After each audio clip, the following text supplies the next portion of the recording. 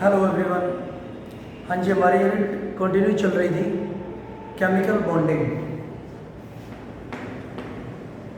Chemical bonding देखिए, last time हमने इसमें डिस्कस किया था वसेपर थ्योरी। वसेपर थ्योरी, हाँ जी, हमने पढ़ा था कि जो वसेपर थ्योरी है वो किसी भी मॉलिक्यूल की शेप हमें बताती है, ठीक है, और इसमें कोई डाउट भी नहीं है। उसने बहुत सी जो मॉलिक्यूल्स है उनके शेप के बारे में, उनके स्ट्रक्चर के बारे में बताया, कितनी वो बॉन्ड बनाते हैं या फिर कितने उनके पास शेयर्ड पेयर इलेक्ट्रॉन होते हैं और कितने नॉन बॉन्डेड इलेक्ट्रॉन होता है या फिर लोन पेयर होते हैं, ठीक है। लेकिन जो वसेपर थ्योरी है कुछ मॉलिक्यूल्स की शेप बताने में एक्सप्लेन नहीं कर पाई, ठीक है। जैसे हाइड्रोजन मॉलिक्यूल, ऑक्सीजन मॉलिक्यूल या फिर कुछ ऐसे मॉलिक्यूल जिनके इलेक्ट्रॉन पेयर फ्रैक्शन में आ रहे थे, ठीक है, उनको उनकी शेप को वो एक्सप्लेन नहीं कर पाई, ठीक है। तो कुछ मॉडर्न थ्योरी आई है, कुछ मॉडर्न थ्योरी इन्वेंट हुई है, ठीक है, जो वसेपर थ्योरी की जो लिमिटेशंस है, जिन मॉलिक्यूल्स की शेप वसेपर थ्योरी से हम नहीं डिटरमाइन कर पाए थे, उनके बारे में वो बताते हैं। या फिर हम बोल सकते हैं जो वसेपर थ्योरी की लिमिटेशंस है उनको वो फुलफिल करती है या फिर अवॉइड करती है, ठीक है। हाँ जी, तो वो जो दो थ्योरी हमारे पास इंट्रोड्यूस हुई थी वो है हमारी VBT theory, VBT and MOT, VBT and MOT, जो हम यहाँ पर डिस्कस करने वाले हैं, ठीक है।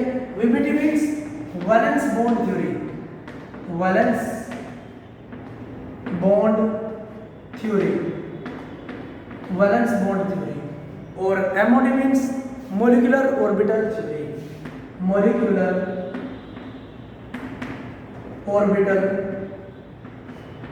थ्योरी, मॉलिक्यूलर ऑर्बिटल थ्योरी, जो कि बहुत ज़्यादा इम्पोर्टेंट है एकेडमिक के लिए, आपके लिए, और जो कंपटीशन आपके एग्जाम्स होते हैं उनके लिए भी। क्लियर है? हाँ जी, तो सबसे पहले यहाँ पर हम डिस्कस करेंगे वीबीटी या फिर वैलेंस बॉन्ड थ्योरी, ठीक है। VBT, valence bond theory, valence bond theory.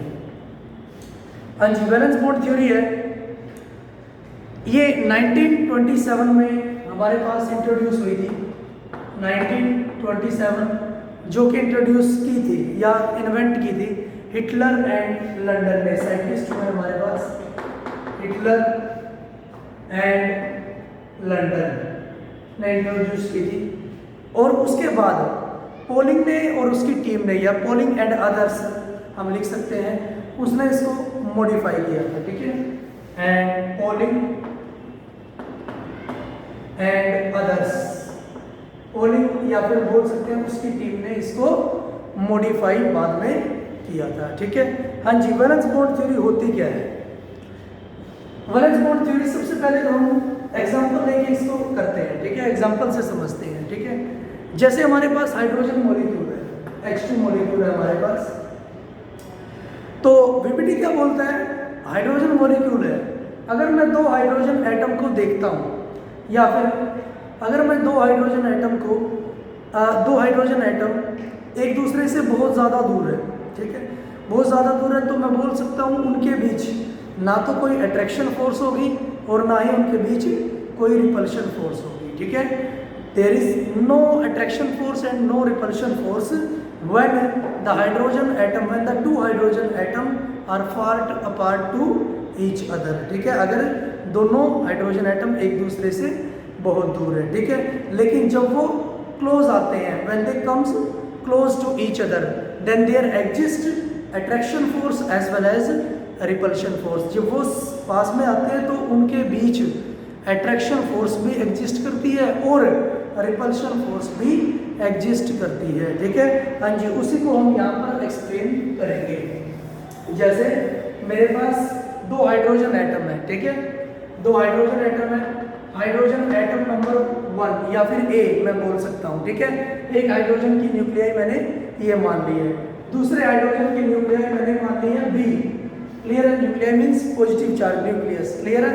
हाँ जी। अब मुझे पता है कि जो हाइड्रोजन एटम है उस पर एक एक इलेक्ट्रॉन प्रेजेंट होता है। ठीक है, मैं एक इलेक्ट्रॉन को शो करता हूँ। ये है एक इलेक्ट्रॉन। क्लियर है? जिसके पास नेगेटिव चार्ज होगा, जिसके पास नेगेटिव चार्ज होगा। क्लियर है? ये ए एटम का, ए हाइड्रोजन एटम का इलेक्ट्रॉन है, और ये है बी, बी हाइड्रोजन एटम का इलेक्ट्रॉन है। ठीक है, जिसके ऊपर भी नेगेटिव चार्ज प्रेजेंट होता है। क्लियर है? हाँ जी। अब मैंने देखा जो न्यूक्लियाई है बी एटम का, बी हाइड्रोजन एटम का जो न्यूक्लियाई है वो अट्रैक्ट करता है इलेक्ट्रॉन किसका, ए का जो इलेक्ट्रॉन है उसको अट्रैक्ट करेगा, क्योंकि बी पर क्या है, पॉजिटिव चार्ज है न्यूक्लियाई पर, और इलेक्ट्रॉन पर क्या है, नेगेटिव चार्ज है। ठीक है, तो इनके बीच अट्रैक्शन फोर्स में एग्जिस्ट होगी। ठीक है, इनके बीच अट्रैक्शन फोर्स एग्जिस्ट होगी। मैं इस तरह से इसको एक्सप्लेन करता हूँ अट्रैक्शन फोर्सेस को। ठीक है, हाँ जी। ए का जो न्यूक्लियाई है वो बी इलेक्ट्रॉन को क्या करेगा, अट्रैक्ट करेगा। ठीक है, और एक अट्रैक्शन फोर्स हमारे पास ये बनी है, एक अट्रैक्शन फोर्स बनी है ये बनी। ठीक है, हाँ जी। तो मैं बोल सकता हूँ हमारे पास ये हमारी है new attraction forces, new attraction forces. Clear है? अब हम रिपल्शन फोर्सेस को देखते हैं। जो न्यूक्लियाई है एक एटम का, वो दूसरे एटम के न्यूक्लियाई को क्या करेगा, रिपेल करेगा, क्योंकि दोनों पे क्या है, सेम चार्ज है। ठीक है, हाँ जी। मैं एक डार्क लाइन से रिपल्शन फोर्सेस को भी क्या करता हूँ, एक्सप्लेन करता हूँ। ठीक है, और जो एक इलेक्ट्रॉन है वो दूसरे इलेक्ट्रॉन को क्या करेगा, रिपेल करेगा। तो ये भी क्या करेगा, एक दूसरे को रिपेल करेंगे। तो ये आ गई मेरे पास रिपल्शन फोर्सेस। ठीक है, मैं लिख सकता हूँ new repulsion forces, new repulsion forces. ये है मेरे पास रिपल्शन फोर्सेस। ठीक है, अब मैं देखता हूँ हाइड्रोजन एटम के अंदर कितनी अट्रैक्शन फोर्सेस है और कितनी रिपल्शन फोर्सेस है। ठीक है, हाँ जी। अट्रैक्शन फोर्सेस एक तो ये है मेरी, क्लियर है, अट्रैक्शन फोर्सेस एक तो ये है मेरी, और दो मेरे पास नई बनी है अट्रैक्शन फोर्सेस। ठीक है, तो टोटल मेरे पास अट्रैक्शन फोर्सेस कितनी है, 4। क्लियर है? मैं लिख सकता हूँ अट्रैक्शन फोर्सेस, अट्रैक्शन फोर्सेस है हमारे पास 4, और जो रिपल्शन फोर्सेस है वो कितनी है, 2 रिपल्शन फोर्सेस, रिपल्शन फोर्सेस है हमारे पास 2। क्लियर है? तो हम बोल सकते हैं कि जो अट्रैक्शन फोर्सेस है हाइड्रोजन एटम के अंदर वो ज़्यादा है किससे, रिपल्शन फोर्सेस से। ठीक है, अट्रैक्शन फोर्सेस ज़्यादा है रिपल्शन फोर्सेस से। तो हम बोल सकते हैं कि अगर अट्रैक्शन फोर्सेस ज़्यादा है तो हाइड्रोजन एटम एग्जिस्ट करेगा। क्लियर है? अकॉर्डिंग टू पीपीटी, क्योंकि attraction forces is higher than the repulsion forces, so that the hydrogen atom will be exist. Clear है? हाइड्रोजन एटम एग्जिस्ट करेगा। ठीक है, अगर मैं इसका एनर्जी लेवल डायग्राम अगर मैं बनाता हूँ, एनर्जी लेवल डायग्राम अगर मैं इसका बनाता हूँ, हाँ जी, तो मैं एक ग्राफ शो करता हूँ पोटेंशियल एनर्जी और इंटरन्यूक्लियर डिस्टेंस के बीच में। पोटेंशियल एनर्जी, पोटेंशियल एनर्जी और internuclear distance, internuclear distance. Clear? हाँ जी।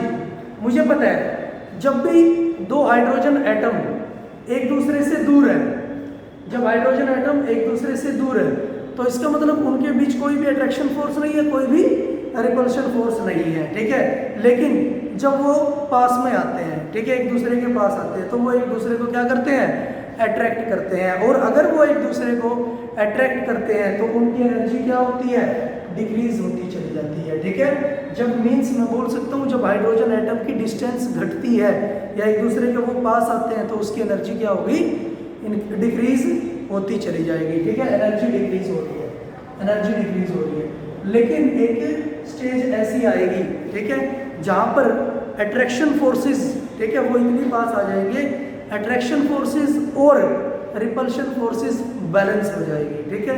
यहाँ पर इस वो स्टेज को मैं बोल सकता हूँ, यहाँ पर अट्रैक्शन फोर्सेस और रिपल्शन फोर्सेस बैलेंस हो गई, इक्वल हो गई है, ठीक है। और यहाँ पर मैं इसको बोल सकता हूँ पॉइंट ऑफ मिनिमम एनर्जी, मैं इस पॉइंट को बोल सकता हूँ जहाँ पर अट्रैक्शन फोर्स और रिपल्शन फोर्स क्या हो गई है, बैलेंस हो गई है।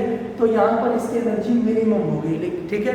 फिर वो बोलता है अगर मैं और ज़्यादा उसको पास में लाता हूँ तो जो रिपल्शन फोर्सेस है वो क्या करने लग जाएगी, प्रीडोमिनेट करने लग जाएगी अट्रैक्शन फोर्सेस को, मीन्स रिपल्शन फोर्सेस ज़्यादा हो जाएंगी अट्रैक्शन फोर्सेस से, और हमारी जो एनर्जी है वो क्या हो जाएगी, बढ़ती चली जाएगी। अगर रिपल्शन फोर्स मीन्स मैंने और ज़्यादा इसको साथ में एडजस्ट करवाया या फिर क्लोज लिया तो रिपल्शन फोर्सेस क्या करेंगी, प्रीडोमिनेट करने लग जाएगी अट्रैक्शन फोर्सेस पर, और हमारी एनर्जी क्या हो जाएगी, इंक्रीज हो जाएगी। क्लियर है। जब वो क्लोज आते हैं एक दूसरे के तो अट्रैक्शन फोर्सेस प्रीडोमिनेट करती है रिपल्शन फोर्सेस से और एनर्जी हमारी घट रही है। लेकिन एक पॉइंट मिनिमम एनर्जी पॉइंट ऐसा आएगा जहाँ पर अट्रैक्शन फोर्सेस इक्वल हो जाएगी रिपल्शन फोर्सेस पे, ठीक है। और उसको हम बोलते हैं मैक्सिमम स्टेबिलिटी, ठीक है। और इस पॉइंट पर जो एटम है उसकी आ जाएगी मैक्सिमम स्टेबिलिटी, क्लियर है। लेकिन अगर मैं और क्लोज उसको लाता हूँ हाइड्रोजन एटम को तो जो रिपल्शन फोर्सेस है वो डोमिनेट करने लग जाएगी किस पे, अट्रैक्शन फोर्सेस पर, और हमारी एनर्जी बढ़ जाएगी, ठीक है। तो ये था हमारे पास एक इसका energy level diagram hydrogen atom का, ठीक है। हाँ जी। फिर वो बोलता है यहाँ पर जहाँ पर मैक्सिमम स्टेबिलिटी आई है, ठीक है, मॉलिक्यूल की, वहाँ पर किसी बॉन्ड को तोड़ने के लिए जितनी एनर्जी की ज़रूरत पड़ती है उसको हम क्या बोलते हैं, बॉन्ड एनर्जी, ठीक है। तो मैं लिख सकता हूँ the energy required to break one mole of bond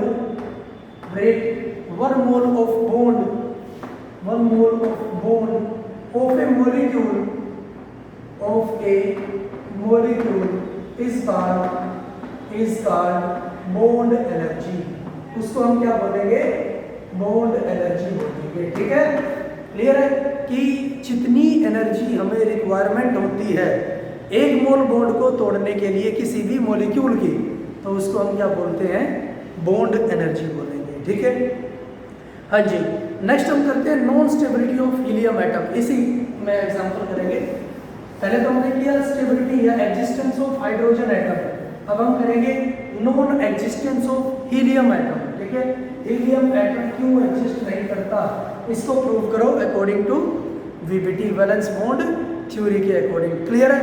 हाँ जी। हीलियम एटम है मेरे पास He2, एग्जिस्ट नहीं करता, नॉन एग्जिस्टेंस रखता है, ठीक है। इसको प्रूव करना है। मेरे पास एक हीलियम एटम है, हाँ जी, जिस पे है पॉजिटिव न्यूक्लियाई है तो पॉजिटिव चार्ज है, ठीक है। हाँ जी। दूसरा हीलियम एटम है, क्लियर है। हाँ जी। ये है मेरे पास हीलियम एटम A, ये है हीलियम एटम B। अब हीलियम के पास क्या होगा, दो इलेक्ट्रॉन होंगे। हाँ जी। मैं लिख सकता हूँ ये है इलेक्ट्रॉन हीलियम एटम का पहला इलेक्ट्रॉन,